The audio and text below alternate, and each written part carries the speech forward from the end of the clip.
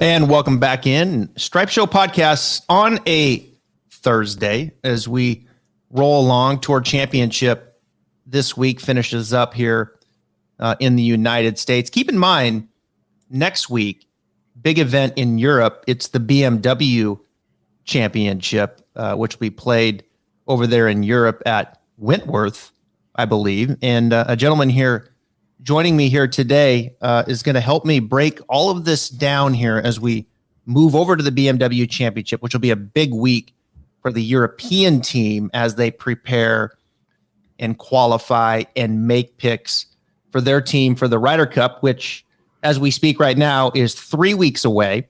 43rd playing of the Ryder Cup. Of course, United States goes against the European, September 21 through 26 at Whistling Straits, back at the homeland this year. But they got some work to do because Europe has won 9 of the last 12 Ryder Cups, including that ass whipping 3 years ago in France, which was 17.5 to 10.5. And a guy that knows a lot about the European Tour, European golf, joins me right outside of London here. Tom Jacobs, thanks so much for coming on. Yeah, thank you, Travis, for having me. It's when you reel off those wins for the European side, it's quite exciting to hear. I think there's probably a little asterisk next to one of those that was named a miracle for a reason. We probably shouldn't have had that one, but it was lovely to see. I think as I look at it now, this is probably the one that I'm the most worried about. I think this is one that sets up perfectly for you guys. But as we've sort of said before, it always looks that way. You look at the world rankings and you guys absolutely dominate. I mean, we've got the best player in the world right now in John Rahm, but after that, it's American flags everywhere, and that seems to always be the case. But I am worried. Yeah, Rahm, of course, no question, the best player in the world right now, and would have who knows how many wins if he didn't have these cases with COVID. I mean, he was dominating the Memorial there, great field. And of course, you know what happened there, and he's going to be a problem for the American team because he's playing so good. We'll get to the team here in a second. You're in Kent, right? Yeah. Which is about 45 minutes outside of London. You went to the Open Championship when it was there a month or two ago. Of course, Colin Morikawa won that. And you've got the BMW Championship coming up next week, which isn't too far from you as well. No. So it'll be another great tournament for you to go to. And you break these European Tour events down. You have a partner, Skylar Hoke. You guys do a podcast, European Tour Picks and Bets for the Mayo Media Network, but you also have another podcast that you do that is exclusively for European Tour golf. Talk about that. Yeah, so we do the Mayo Media Network show, which is just European Tour Picks, and myself and my partner did a Lost of Words podcast.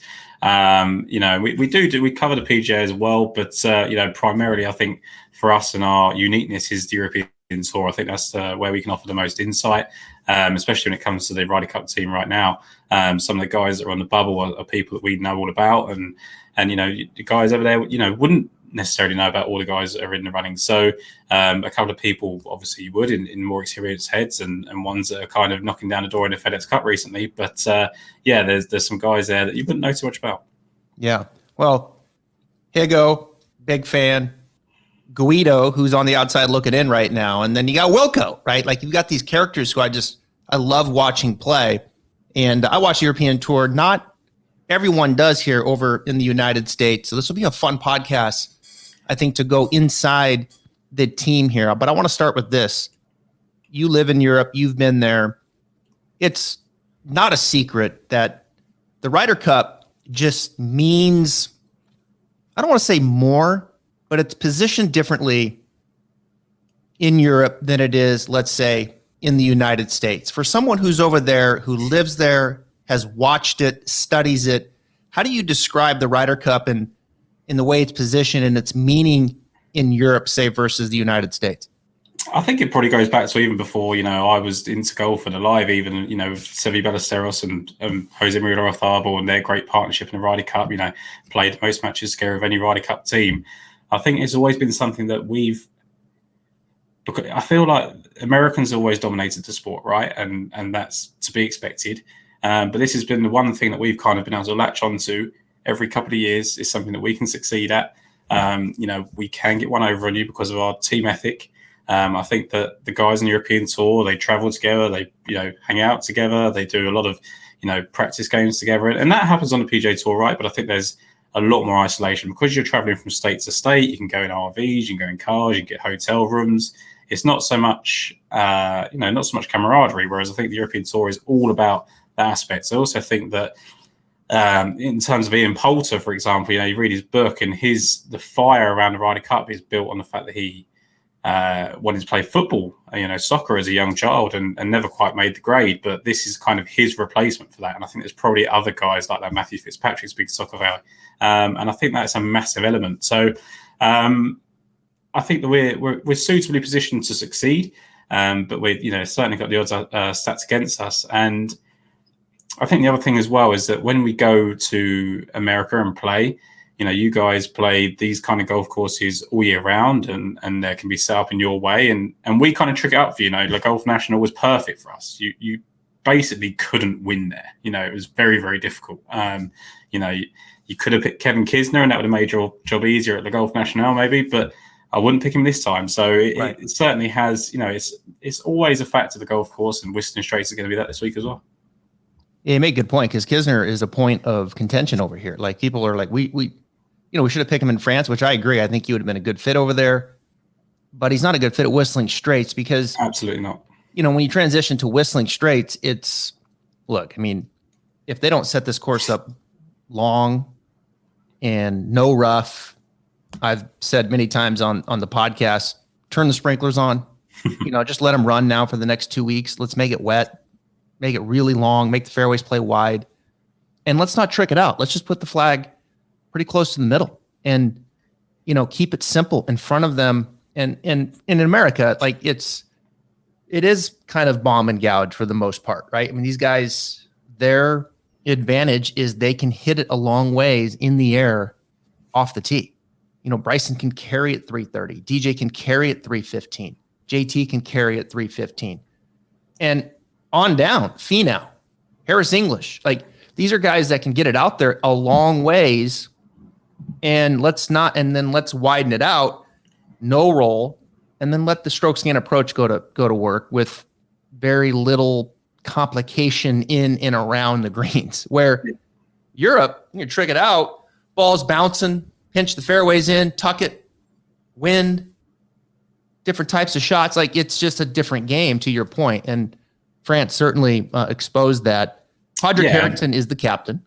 Yeah. Robert Carlson, Luke Donald, Martin Keimer.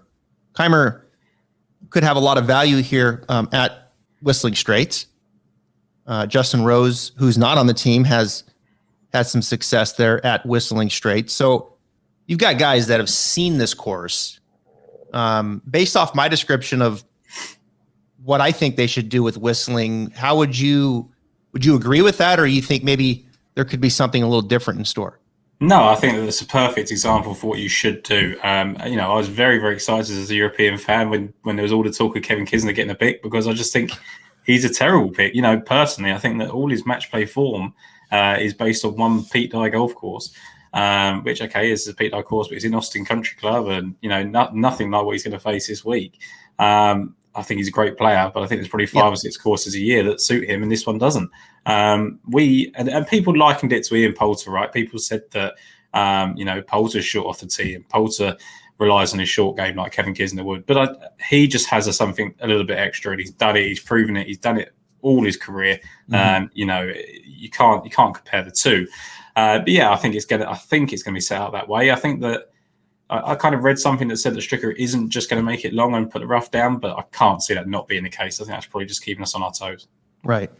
Yeah, I think you can pretty much expect that. Let's talk about the team here. You guys do it a little differently in Europe. Clearly, it's worked extremely well.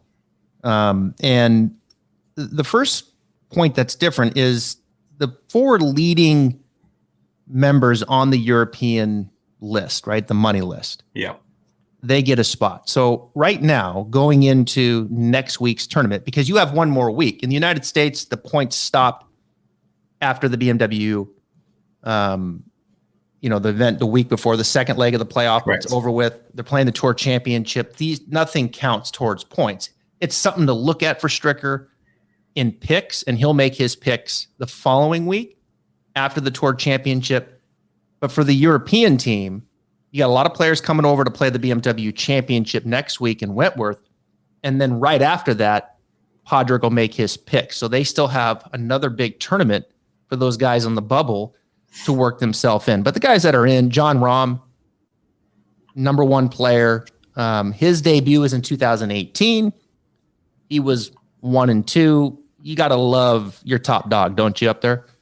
Yeah, and I mean, look, I think that people might look too far into the fact that he didn't succeed much in Paris, but again, probably not the best golf course for him. Probably got a bit too pumped up. He's a completely different player now. I've really liked the interviews he's done recently. He seems to mature. He's had a child. He's got that major win, so that's another thing off his back. This is not the same guy that we saw in Paris 3 years ago now. No. He is undoubtedly the best player in the world at the moment. And that's going to be huge. We don't have that very often. We've had it with Rory McIlroy in the past, but generally speaking, you guys bring the best player in the world and we just watch. So, I think he's massive. And I think the thing with Rahm, and I kind of thought about potential pairings and things like that. I don't quite know how they're going to treat him. Are they going to treat him as still slightly inexperienced, someone that needs an experienced head because he can get fiery and needs to be settled down at times? Or are they going to treat him as a guy that can take a Victor Hovland on and pair up with him, because they would be an electric duo and complement each other really, really well. But I look at the guys that are shorter off the tee, your Ian Poulters and, not Tommy Fleetwood's not short, but he's certainly not the longest. They might need a guy like Rahm or Rory to give them the extra firepower in pairing. So even Matthew Fitzpatrick. So there's definitely something said about those guys. Yeah, and you guys have been so good in alternate shot. I mean, that is where the Europeans succeed, is the Americans just don't have it in this alternate shot. And perhaps that's where the most strategy and team atmosphere really comes in the support, because you guys have clearly done well there. Now, in the best ball situation, right, where you've got everybody playing their own ball and you take the best score, Americans have fared better there, and certainly in the singles. But the Europeans separate themselves in alternate shot. Why do you think that is? I think there's a couple of factors. I think one, there's, I think it's really, really hard for the Americans. I think a lot of them have very similar games. So I think that it's harder to get complementary games. Normally you get a kind of a Rory McIlroy and an Ian Poulter where one of them's long, one of them's a bit shorter and can be, safer and let the other one have a go at the green. Whereas the American guys, they both want to do the same thing. You haven't got a guy, probably not this year, in like a Webb Simpson that can put a safe ball in the middle of the fairway and, find the green with ease. So I think that's one reason. I think also, I don't know, this is probably more your expertise, Travis, in terms of the ball, right? I think the ball's a massive impact in terms of which ones play the same one. I think a lot of the guys are going to be tailor-made, so I think that probably helps in that respect. But I know that's been a sticking point at times. They talk about Bryson being a difficult person to play with for a multitude of factors, but the other one is the fact that he plays a Bridgestone ball, which is not one that people play very often. Yeah, I don't think Bryson's going to be an alternate shot. My prediction is Bryson will play with DJ day one in best ball, and we'll see how that goes. And if it goes well, then he'll play again. And if it doesn't, then we'll see him on Sunday. And I think that's pretty much the way it should be. And I tend to feel a little bit sorry for him, and I don't want to make it about a Bryson DeChambeau podcast because it's European, but I tend to think he's instigated some of these things, and then it's kind of got out of hand, and now he's got to go into a team atmosphere, and that's the problem, right, with the American team, and that's why the European have so much success. I mean, you've got to go back to Sergio Garcia and Padraig Harrington feud 15 years ago, maybe. To think about the last time we really had someone that fell out with one another, and they've buried the hatchet. He's gonna pick him this week or this time round, and that really and truly, you see the guys and they're already happy to play with one another. Yeah, that's a good point. I think Rahm is much of a different player as he is, and he is now. I mean, there's no question he has become a top level player in the world as your number one guy. Fleetwood has went the other way, and he's number two. He lost his card over here, which is a bit of a surprise. It hasn't been a great show for him over here, but back in 2018, the guy was absolutely unconscious. I mean, him and Francisco Molinari played incredible golf. Fleetwood 4-1. He's your number 2 guy. Perhaps looking for a little more form here in the next few weeks before he gets up there to Wisconsin. The only other slight concern as well is that I don't think he leaned on Francesco Molinari, but Molinari was in great form that year, so that was obviously a massive help. I think they complement each other very, very well. When it came to the singles, he got beaten quite handily by Tony Finau in that final day, and I think that was probably a bit of exhaustion maybe, and the fact that he'd played all those games and he put a lot into that week. So I don't tend to hold that against him. What more concerns me that it's been this lack of form now has been pretty much since the pandemic happened. And he's a very family orientated person, Tommy Fleetwood. I think there was a lot of concern about going over to the PGA Tour and playing in America when he first had all the travel restrictions in place.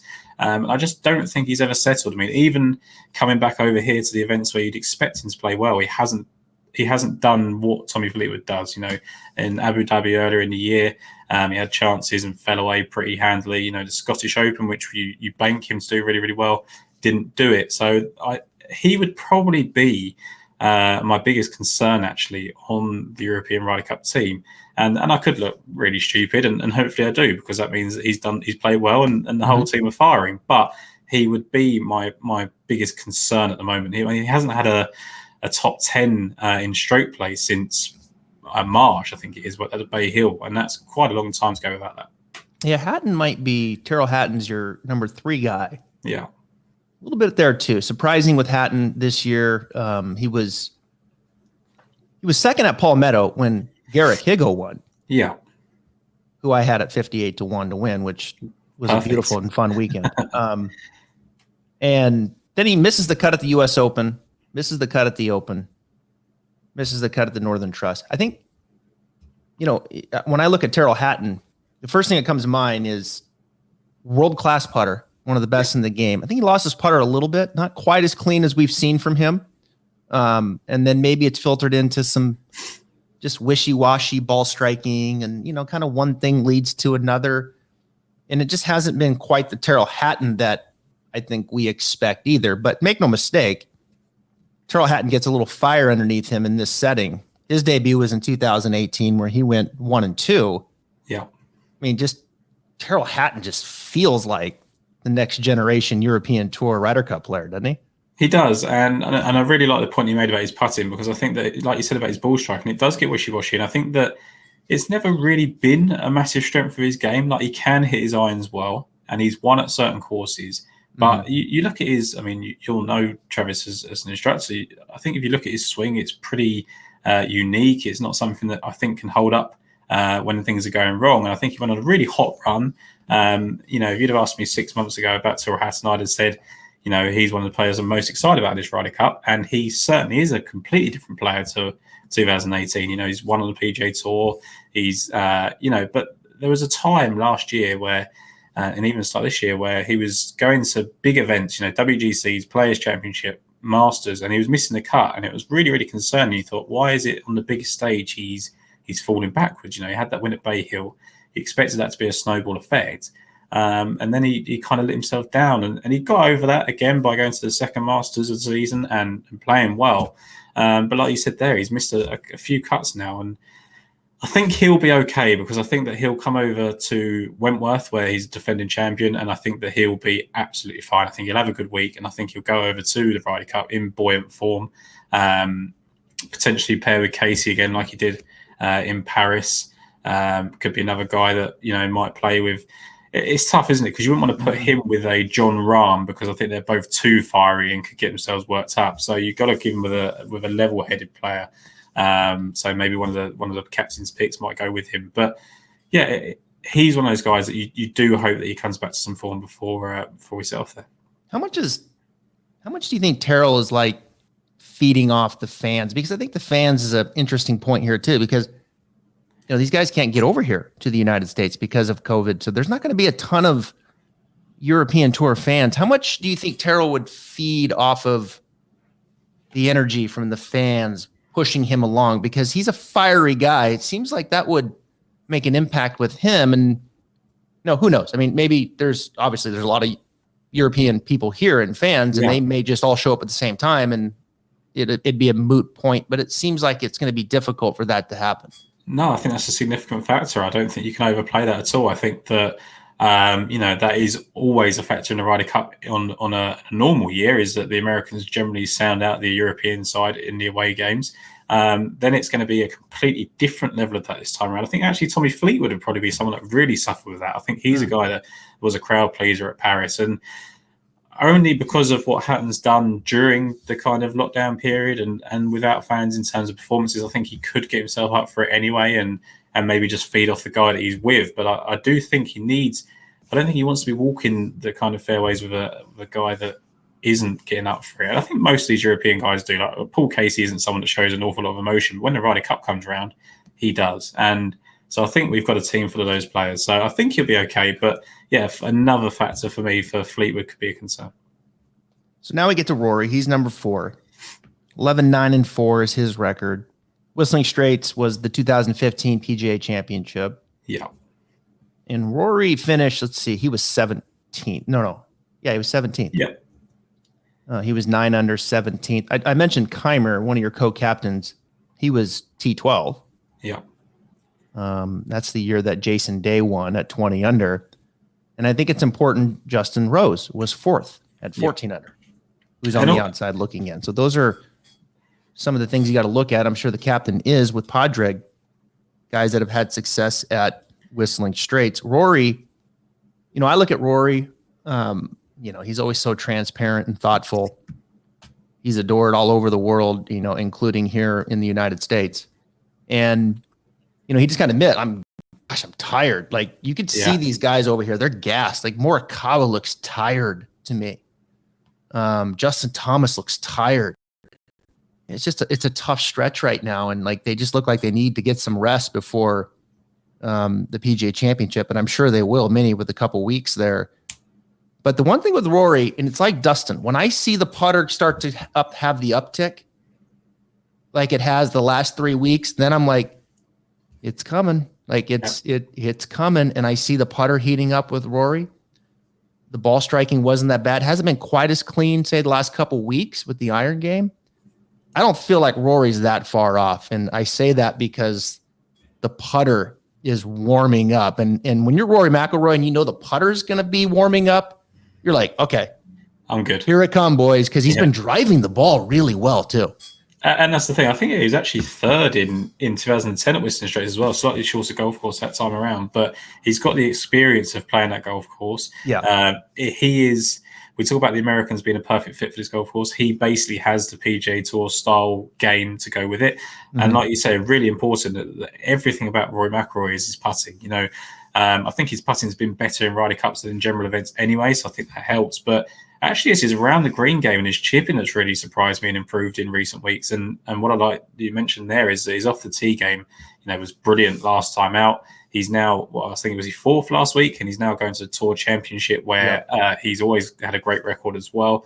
2 victories there. So I think that there couldn't have been a better time for Rory to one, play those events, and 2, have that little rest period, because he's not a guy that needs to impress. He'll just turn up ready to go at Ryder Cup, and he does something like he does at Medina and sets his clock wrong or whatever, then he'll just turn up on the tee and be fine. All right, so those are your top 4. Yeah. You can make a good point with McIlroy. He plays Eastlake really well, too. I think behind Xander, I think Rory would be a close second as far as playing Eastlake. So this is a good run for him heading in.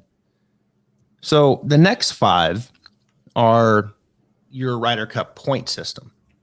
And of those 5, I'm going to list them here. Victor Hovland, Paul Casey, Matthew Fitzpatrick, Lee Westwood, Shane Lowry. You have 2 rookies there, Hovland and Lowry. Speak about what you think we're going to see from those 2. Well, they're not the rookies in the truest sense, are they? I mean, we've had guys in the past like Rafa Cabrera-Bello, who's performed actually very, very well when he was a rookie in 2016. He was a rookie there, and I think he got 3.5 points. He was great. Yeah. We've had people like Chris Wood. We've had Andy Sullivan play Ryder Cup. They're rookies of the truest sense. Nicholas Colsart did it at Medina. Again, played very, very well for a little while there. This is, we're talking about Shane Lowry here. This is a major winning player. He's won WGC events. He's had an extraordinarily consistent season. He's done basically everything but win. His ball striking has been off the charts. I think he had more to prove than anybody else to get on this team. He currently sits in that automatic spot, but can be leapfrogged. I think he can lose out his spot if Wiesberger or Victor Perez win over the next 2 weeks. So that is something to keep an eye on. But I think he's done enough now that if he was to get sort of pushed out of that, he would actually get that third pick. So I think Lowry, we can pretty safely talk about him. He's going to be perfect for this. He loves, he gets really hot with the putter. When he's on his game, he's going to just ball strike people into submission. I'd love to see him partner with Rory at least once. It sounds like a lazy pick, both being Irish and Northern Irish, but I would like to see it at least once. I think they're good friends. And then you've got Victor Hovland. I mean, again, like you've got with Colin Morikawa over there, we've got a guy that's going to be a rookie, but this is a guy that we're expecting to win major championships anytime soon. So he has, again, the perfect game for the PGA Tour. So the course is going to suit, you'd think. And I just think he's great. I think you can partner him with anyone. I think he's going to be right up for it. We've seen him sort of go down the wire with people before, and he's not afraid of anyone. He's young. He appears quite quiet at times, but I think he can certainly give as good as he gets in the Ryder Cup. Yeah, Hovland's impressive. He's another fan favorite over here. His short game seems to be slipping a little bit. We saw improvement there. He admitted, and now it's slipping. His putter's been a little chilly, which we know can happen. These guys are out there a lot. You kind of ebb and flow a little bit. But, tee to green, driver, irons, he's going to hold his own for sure when it comes to American style. I love Lowry. I think he's a little bit of an underrated iron player. Yeah, absolutely. He doesn't get the credit he deserves. He can get a little erratic off the tee, which I think will be a bit of a concern for Podrick in looking at Lowry, but he makes up for it, a lot of it with his iron play. Good short game player, can be a little inconsistent with the putter, but he can be a bit of a gamer too, right? Like Lowry, I think you make a really good point. Feels like maybe he has the most to prove and will be ready to go, and certainly accustomed to playing a lot of golf in the United States, as Victor Hovland has done as well. Went to Oklahoma State, has been here and knows that American style. So those are your two rookies. And then we come back up to Paul Casey, who just lives on the first page of the leaderboard over here. Every time you turn on TV, there's Paul Casey. He's one or two shots back, rolling in another birdie, smile on his face, waving. The guy is just a model of consistency. And you think of Paul Casey, he can't putt. Yeah, but the dude's one of the best ball strikers in the world. That's the bottom line. Paul Casey can strike his golf ball and knows how to play American in golf. His record is 4-3-5. You got to feel pretty good about Paul, don't you, as far as a strong player? I think he's an underrated player. And I say that because there's always been this kind of thing about Paul Casey that he doesn't win enough, right? And it's because he doesn't win enough on the PGA Tour. And he doesn't, but just over the last couple of years, I think that we talk about an awful lot on our podcast. Back at Harding Park, when he had that chance to win and lost out to Morikawa, I think he basically done everything he could to win that major tour, championship. Mm-hmm. And Morikawa just beat him. And you could see by his face and his reaction that he was just like, look, I done everything I could that week. I threw everything I could at the kid. And I lost out to the better player, or basically just one golf shot. So I think his mindset is the best it's probably ever been. Like you say, I think his consistency with the driver and the irons has been absolutely superb. There's always going to be a question mark over his putting, but I think it's true of any good ball striker, right? Because you just see them have so many birdie chances, they get a misload. They are going to, if they made every one, they'd be like Patrick Cantlay last week with 15 strokes game putting. So, you see it with Rory McIlroy. We see it with Victor Hovland. All of them start with these massive amount of chances, even John Rahm, and they can't bury them all. And I think that is more of what it is. I don't think he's a bad putter anymore. I think he has his moments, but I think for the Ryder Cup, absolutely fine. So you got Fitzpatrick at 7 and Westwood at 8. Westwood started really hot. Fitzpatrick will kind of show his face, here and there. Fitzpatrick's he's always been a very interesting player to me. He's a guy, he's not long. He keeps in front of him. His iron game is probably his weakness of his game, but yet then he can fill it up with his putter, right? So it's like in America, like strokes gain approach kind of dominates, and you have this conversation where it's, well, if he could just do enough with his putter, he'll be fine, right? And with Fitzpatrick, it's like, if he does enough with his irons, he'll be fine. Yeah. That's always the way I kind of look at him, because his driver's fine, not long, but in play. And his putter, like, the dude will fill it up. Like, when I think of European golf in the Ryder Cup, from an American speaking, it's like they start making everything. All of a sudden, it's like they're putting to a basketball hoop. And Fitzpatrick has that ability where all of a sudden it's +7 putting. It's +8 putting. He can turn it on. So Fitzpatrick scares the daylights out of me with that putter. Just scares the daylights out of me. Are you more confident with that with Fitzpatrick, or are you more confident with the veteran Lee Westwood, who has played 44 matches? How about that? 44 matches in the Ryder Cup. If you'd have asked me 6 months ago, 8 months ago, 10 months ago, I'd have said, give me Westwood. He's in the form of his life, twilight of his career. I think he's going to win a major before he retires and everything like that. And it's tailed off, right? It has tailed off. I think it had to, because I think that to keep up that consistency was very, very difficult. He has shown flashes, so there's still signs there. I still think that he'll be playing, because I think he's a good veteran presence, just like the guys that they're going to get picked.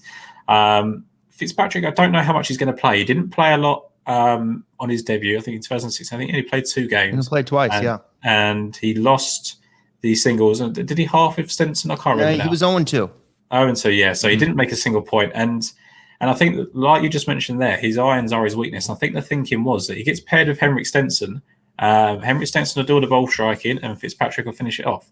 And it wasn't really the case. And I do worry that, is he someone that you're going to use in the better ball format, in the 4-ball format? Do we need him for that? We've got guys that can do those sessions. So I think he'd be a good foursomes pick.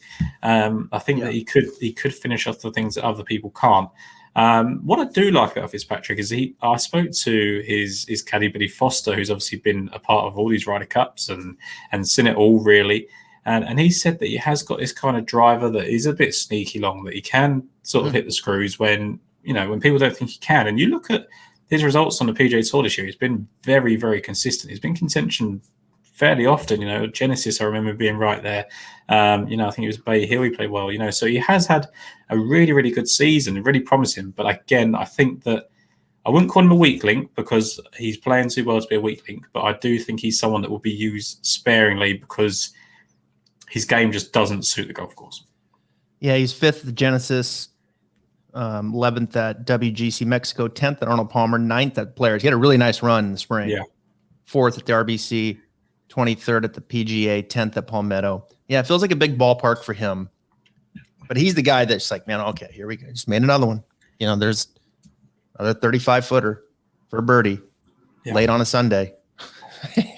When everything's just going in. So he's got that kind of firepower. And Westwood's going to be interesting too, because he's giving up certainly a lot of length. He's not playing quite the golf that we saw early in the year.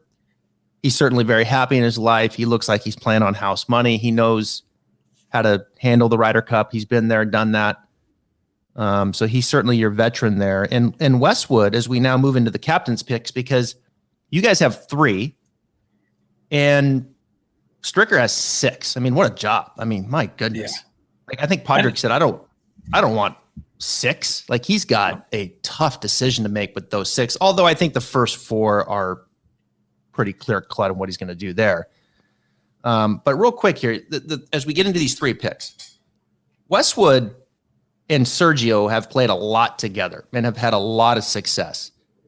Sergio, 22, 12, and 7 is his record. He's currently 18th. He's on the team, isn't he?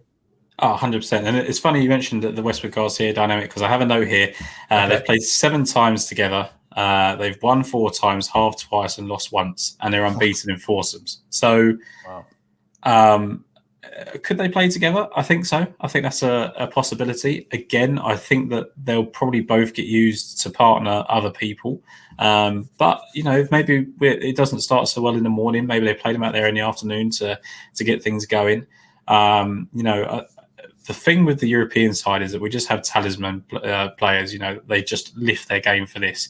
we see Sergio Garcia. He's been in good form pretty much all season without finishing it off. I remember that run at the Players where he didn't quite get it done. And we saw last week, he had 3 shots out of the sand, and that really cost him a chance of contending there. But he always proves himself at the Ryder Cup, always proves himself leading up to the Ryder Cup. And there is no way that Sergio Garcia doesn't make this team. I think that everyone wants to focus on the fact that the dynamic between him and Harrington, that is buried. I think they buried it at Rory McIlroy's wedding a long time ago. And there's a mutual respect between the two now. Are they best friends? Maybe not. But I'm pretty sure that there's 2 guys that unless they lose an arm over the next 2 weeks, they're going to be on the side. Well, I mean, anytime Sergio goes positive 5 putting, like he did at the BMW last week where he finished 6th, you're in trouble. Yeah. I mean, if he goes positive 5 putting, everybody's in trouble because the guy is still a ball striking machine. So, yeah, I agree. I think he's on. So at least 2. And right after Sergio, you got Poulter at 19th and Rose at 21. Right? Those are guys looking out. Rose didn't even make FedEx Cup playoffs, won the Payne Stewart Award deservingly last night here at East Lake. But it's been a tough year for Rose. And then Poulter at 19th. I think he's played okay here. He's had some good events. He's looked like Ian Poulter to me. Yeah. Does Poulter make this team? 100%. There is zero chance that Ian Poulter gets left behind. If he gets left behind, then I don't know what I'm talking about because you look at his results never look that flashy, do they? Because he's playing predominantly on the PGA Tour on courses that don't necessarily suit his strengths, right. And he maximizes his potential. I think that there is not a player in the world that has got more out of his golf game than Ian Poulter. I think you think about his humble beginnings and how he got into the game. I think he has done everything he possibly can. I mean, he's contended in major championships he had no right to contend in. He has won titles he had no right to win. He still does it in the Ryder Cup. I think it's a 68% win record in the Ryder Cup, which is just unbelievable. Unbeaten in the singles, 4 wins and a half in 5 matches. Foursomes, he's 4 out of 5 with 1 loss. He has got a mixed record in 4 balls. So he's won 4 times, lost 3 times and halved 1. So he's still got a winning record in all of them. But that would be his weakness. And I think that may just be with who he's been partnered with and how he has to change his approach to be safe because of who he's been partnered with. So, but yeah, he's going to be there. He's a guy that can be paired with Rory, Rahm, Hovland, anyone really. So I think that he is completely adaptable. So it really comes down, I think, to one major decision for the Ryder Cup team. All right. So we've got Rose left. Now, there's some things that can happen here, as you mentioned earlier, with a win by Byrne, Wiesberger. Yeah. You got Victor Perez right there. You got Robert McIntyre who can bomb it. Guido Migliozzi has shown tremendous form. Came over, finished 4th in the U.S. Open, I think. Yeah. He's been fun to watch. So let's just say Lowry keeps that 9th spot. Sergio, Poulter in. Who do you think is number 12? So I think that Podrick is crossing everything that Rose either wins the BMW PGA or contends, because I think as long as he can pick Justin Rose, he can sleep easy, because I think it's, when you look at Justin Rose, he's had a bad season. Like you said, he didn't make the playoffs, but he played, I think it was 7th for Augusta and led for a long part of that. I think he was top 10 in the PGA. He was 10th last time out of the Wyndham. I know he missed that final putt to make the playoffs, but he's played well enough. Again, he's got a sneaky Ryder Cup record. He's 60% over there. I always remember how he performed against Mickelson at Medina. He's the perfect partner. Again, he's someone that plays with Henrik Stenson an awful lot, and one of those is not going to make the team, you'd think. So that's a potential thing. I think that Rose could be a really good partner for some of the rookies or some of the guys like Tyrrell Hatton or Fleetwood that he could carry them. So Rose is going to play in the PGA Championship next week? Yeah. Okay. Poulter? No, don't think Poulter's playing. And Sergio's definitely not playing. No. So Sergio's in. I think. Yeah. I think they must have been given assurance. Yeah, I think so. They're both in if they're not. Yeah. Sergio Poulter, just that feels like, like they're in. And so Rose is coming over. And you got Victor Perez. You got Robert McIntyre. You got Guido. They're all kind of vouching for that spot to be a rookie, a third rookie, or do you go with a veteran? And to your point, Rose is 11-5-2. Yeah. And I'd throw another couple of wild cards in there. Okay. So I think that if Justin Rose does anything next week, he's the guy, and I think he probably has earned that.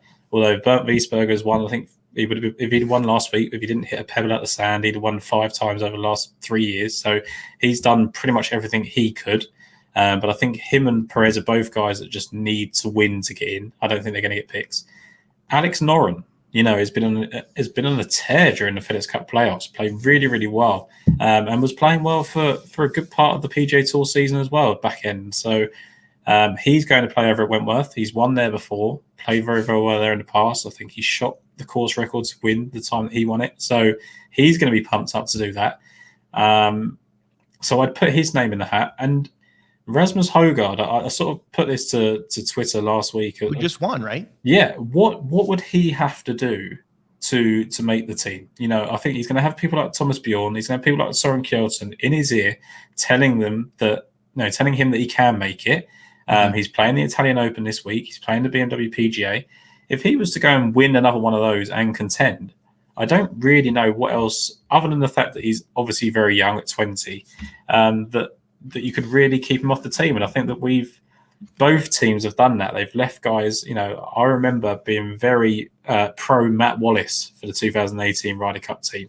And Sergio got the pick ahead of him, and it was the best decision they could have made.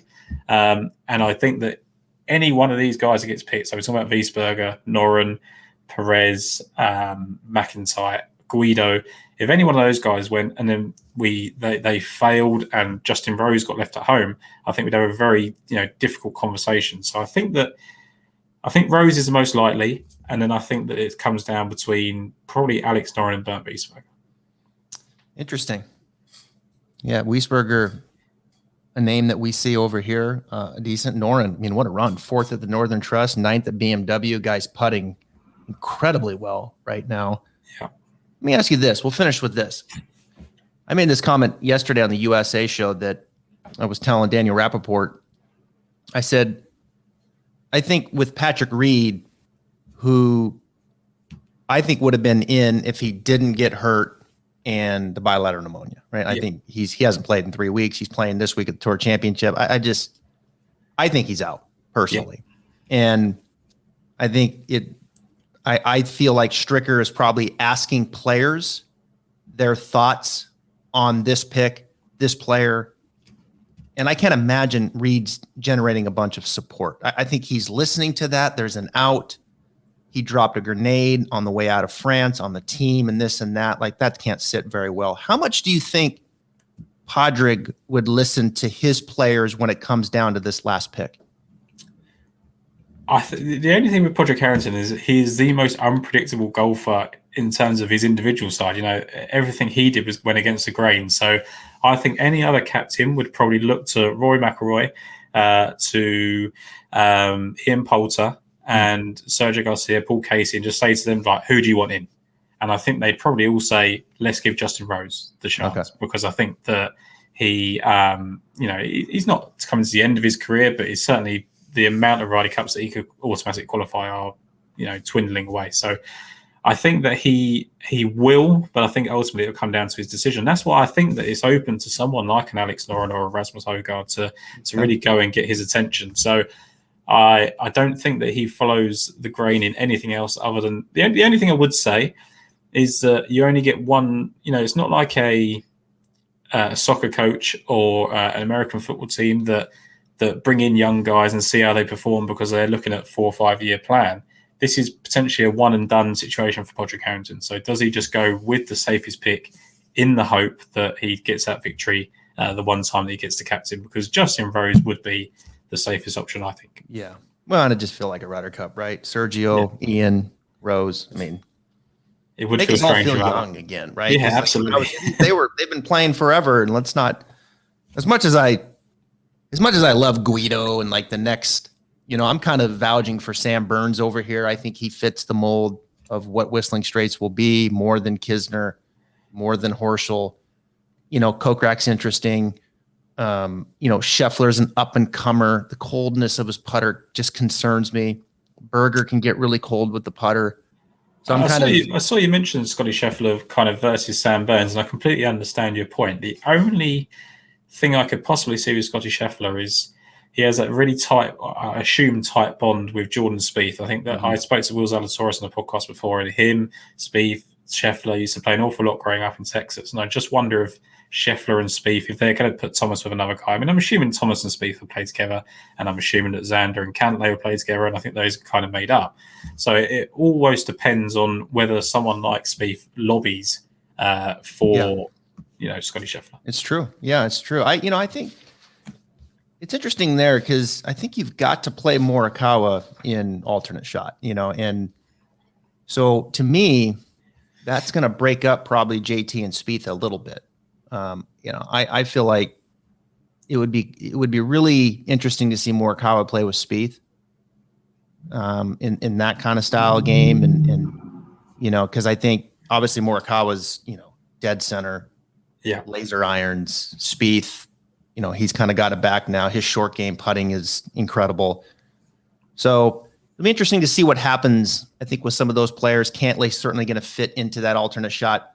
The Americans have got to figure out that formula this year and moving forward on what works in alternate shots. They have to come out of their 500 for, now and for years to come. They got to figure out how to go 2-2, or some splits in there. They can't lose 3-1, in those alternate shots like they do. And so whatever they decide there, I think is one of the most important parts of this, because I think, in best ball, they'll be fine. They're going to set it up to these, they're going to have their bomb and gougers out there. And I think they'll do just fine there. They've always historically done pretty well in singles, but that strategy with this group here from now and years to come, if they want to win this thing, they've got to learn, they got to figure out how to break even in alternate shot.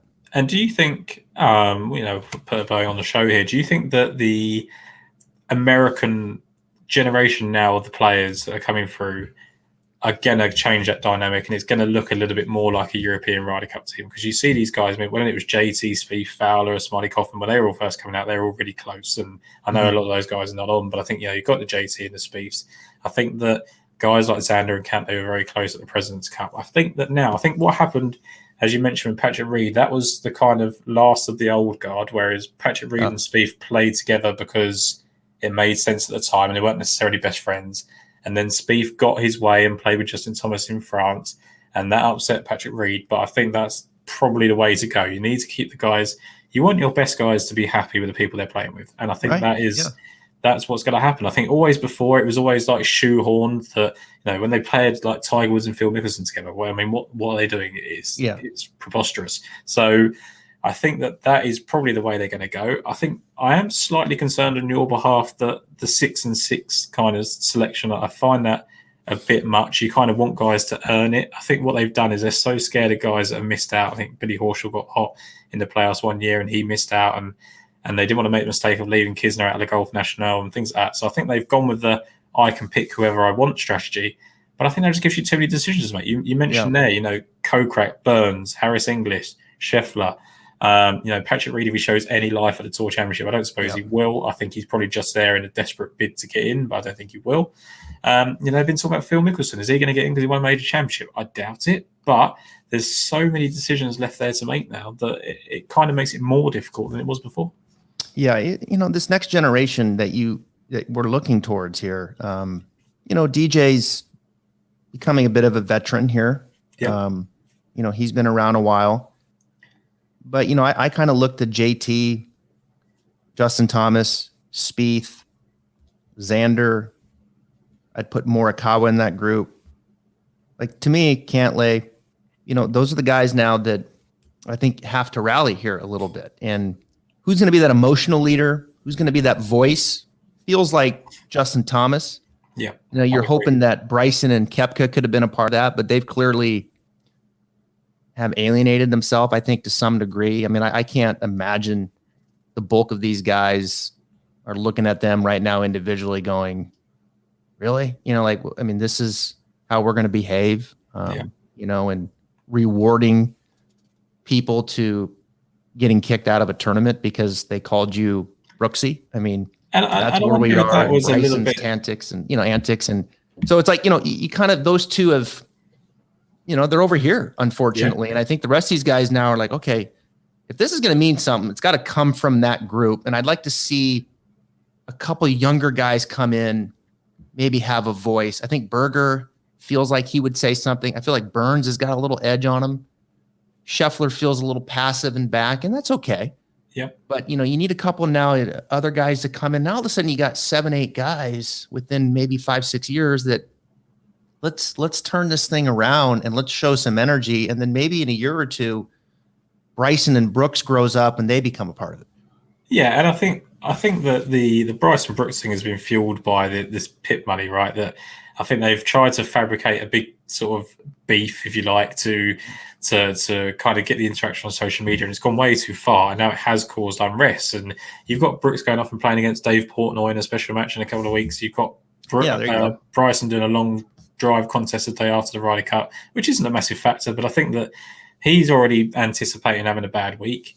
And like you say, you're now kind of expecting a Harris English, a Sam Burns, a Tony Finau to be these kind of saviors and these level-headed guys in the locker room when they're trying to play. I mean, Finau obviously has played one, but the other guys are trying to come into their first Ryder Cup. They should be going to these guys and expecting advice. DJ should be able to put an arm around one of them and help them. Right. JT will, I think. Jordan Spieth will. Colin Morikawa, for as much as he's won major championships, as much as he's won PGA Tour events, I don't think he's scared of anything whatsoever. The Ryder Cup, every single player talks about how the Ryder Cup is a different feeling altogether. We've seen people top the ball off the tee. We've seen people literally shank, shots left, right, and centre. It really is a completely different atmosphere, and I think that those guys need to take ownership and help those guys come in. Yeah, I agree. Yeah, totally agree. Well, this has been fun, man. We could. I loved it. We'll do it again. We'll talk some more golf for sure. Absolutely. Here on the podcast. I appreciate you staying up over there, and look forward to Tour Championship this week. Yep. BMW Championship over in Wentworth next week.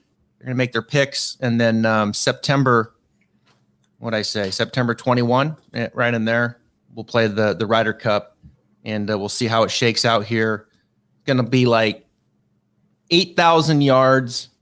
Play as wide as possible, as low rough as possible. Look, I think it'd be great to catch up after the Ryder Cup and just see where our thoughts were, how we aligned, because I think that we've kind of got our own ideas. You've got your ideas of how you want it set up. I've got my ideas of who the definitive picks are going to be, and we could be completely wrong, couldn't we? It could pan out absolutely differently. So it'd be interesting. You know what we're going to do? Yeah. What we're going to do is the Monday before the Ryder Cup, we're going to come on and I'm going to pick my team.